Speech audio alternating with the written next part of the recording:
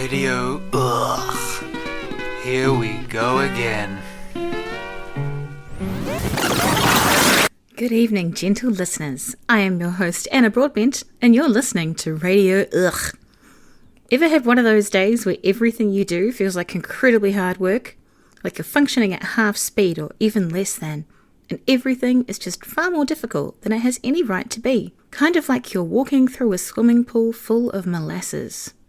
Not that I've actually ever done that. Where would I find the swimming pool? Where would I find the molasses? These are the questions. Molasses. You don't really talk about molasses much these days, and the more I say it, the weirder it sounds. Molasses. Molasses.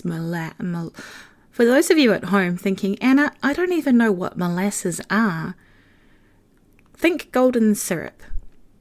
Speaking of molasses, ever hear about the Boston molasses disaster? Also known as the Great Molasses Flood. In 1919, a tank of molasses burst open, sending a wave of molasses through the streets of Boston, killing 21 people and injuring 150. Seriously, folks, what a way to go. Death by molasses.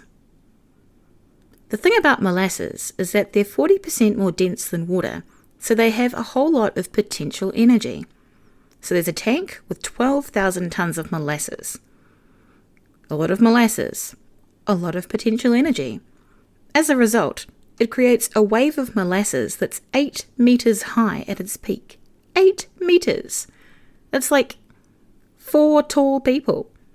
And this wave is moving at 56 kilometers an hour. Not exactly something you can outrun. When they call it a disaster, they mean disaster, gentle listeners. Buildings were swept off their foundations. Whole city blocks were flooded. The wave of molasses picked up a truck and threw it into the Boston harbor. Here's how the Boston Post described the situation back in 1919. Molasses, waist deep, covered the street and swirled and bubbled about the wreckage.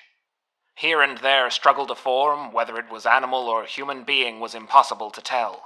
Only an upheaval, a thrashing about in the sticky mass, showed where any life was.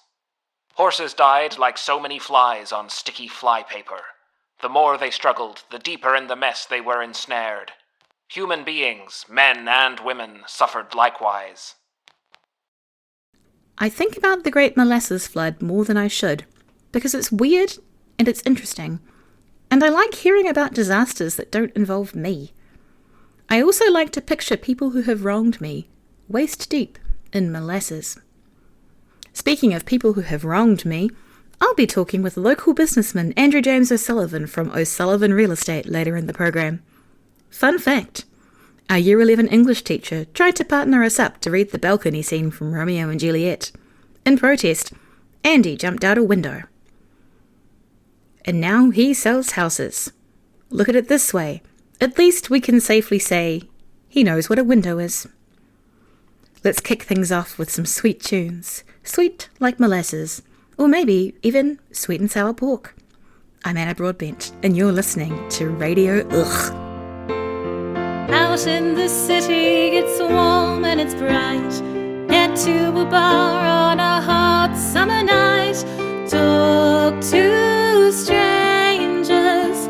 Try to ignore the possible dangers. Idly wonder where this night could lead.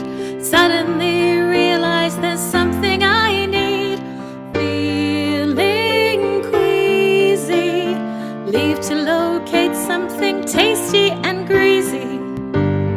Here I am on my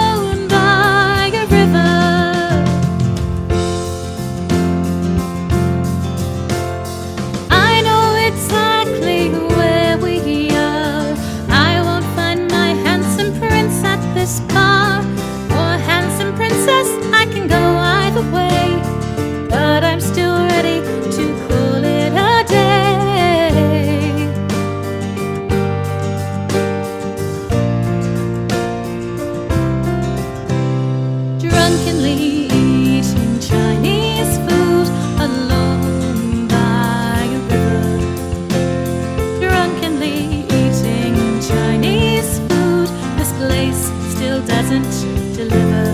The gin and the tonics have taken their toll. I'm fighting a